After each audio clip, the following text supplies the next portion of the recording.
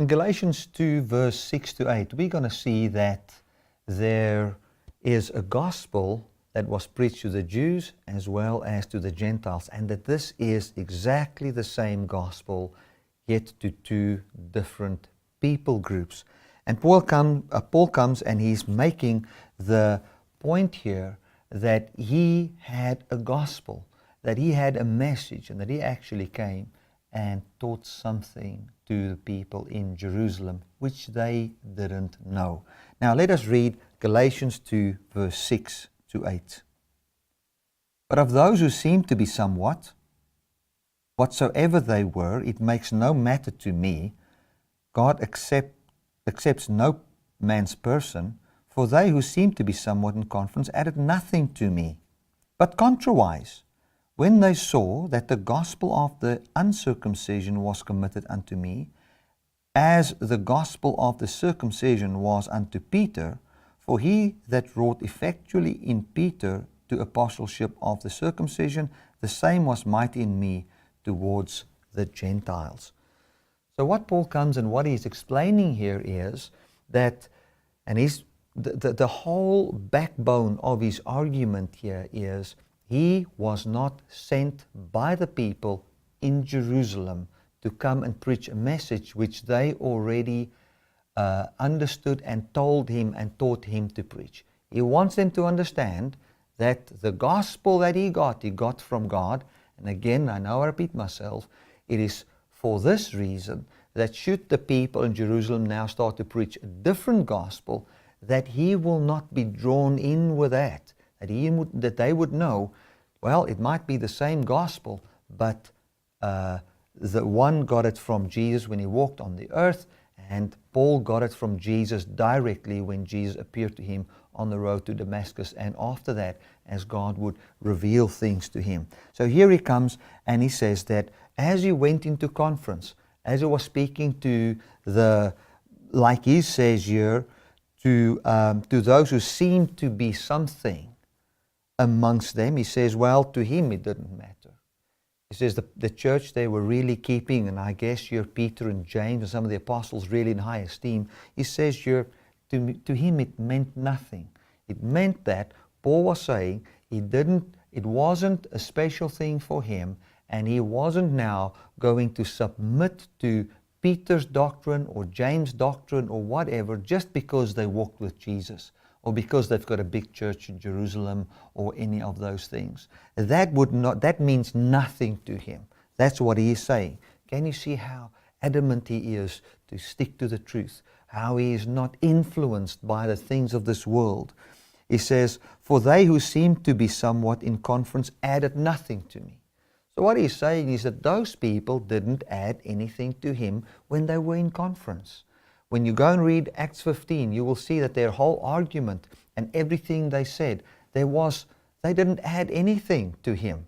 And we find that in Acts 15, it seems to me as if it was the first time that the church in Jerusalem was really facing this whole thing about circumcision for the Gentiles. Not even talking about circumcision for the Jews. That was a completely another point. The whole thing was to the church in Jerusalem, should the Gentiles be circumcised? Yes or no? If they believe on Jesus as the Messiah. Can the Gentiles be saved as they believe upon the Messiah without being circumcised? That was the question there.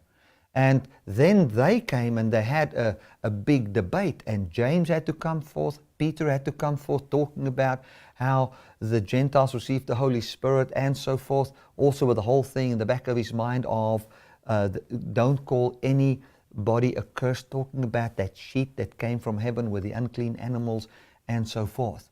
And for the first time there was a real argument or a real debate, and they had to put forth their statements, which was that the Gentiles don't have to be circumcised. We're not even talking about should the Jews be circumcised. I think that was such a taboo, not even to be discussed in the church back then. And that we can actually pick up from Acts 21, but we're not going to go in there. So it says here, but of those who seem to be somewhat I mean, I don't care who they were. I didn't regard them, their person at all, because God doesn't do that. They added nothing to me. And now he goes in verse 7, he says, but contrariwise.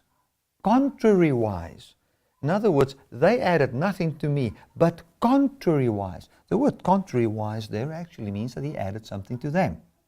And what did he add to them? He says, when they saw that the gospel of the uncircumcision was committed unto me, as the gospel of the circumcision was unto Peter, we can read it, as of the circumcision unto Peter.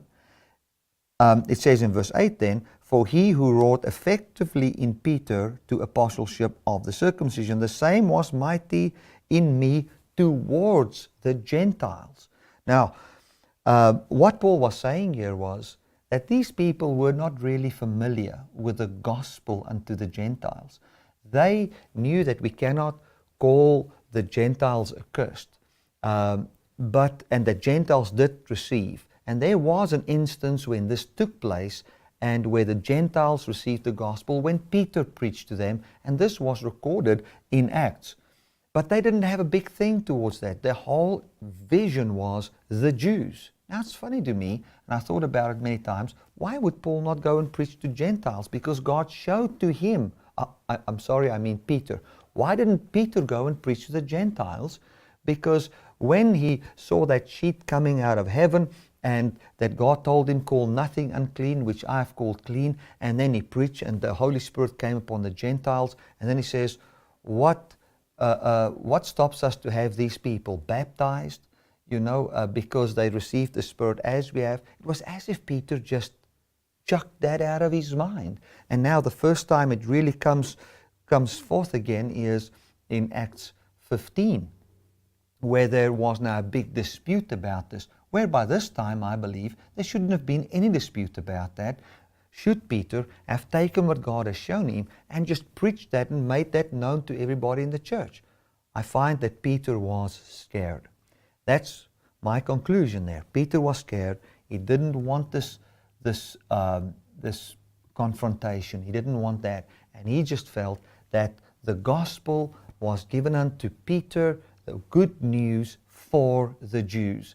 The good news for the Jews that their Messiah has come, that their Messiah is, Jesus is King and Lord. And that's what he preached to them. But the focus and the understanding was not broadened unto how this will work amongst the Gentiles. And here we clearly see that Paul comes in with a message wherein he had a revelation of God, that it is about all the nations that shall be blessed. And I'm sure with many words, many scriptures, he was explaining his point in Acts 15, and then he actually, like he says, you're contrariwise. In other words, he added something to them. He actually taught them about the gospel to the Gentiles and how he was doing it. Now God was working miracles amongst the Gentiles, and he came up with a much more refined message about the gospel to the Gentiles. And they basically said that that God that worked effectively unto the apostleship, or to be sent for Peter to be sent to the circumcised, the same was now towards Paul. And that they acknowledged, listen, Paul is an apostle. Paul is a sent one. They didn't, and I believe Paul comes here and he makes a point here, and that he is saying that the apostleship to the circumcision was wrought of God in Peter. No, not man ordained, man apostleship. Apostle means to be sent one, not sent of man. It was God working in Peter. And now the same for the Gentiles. It was God that worked in Paul.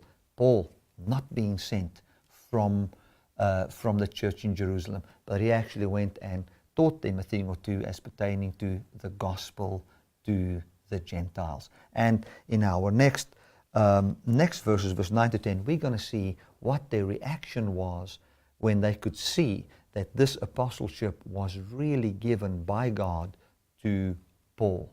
Well, that was Galatians 2, verse 6 to 8.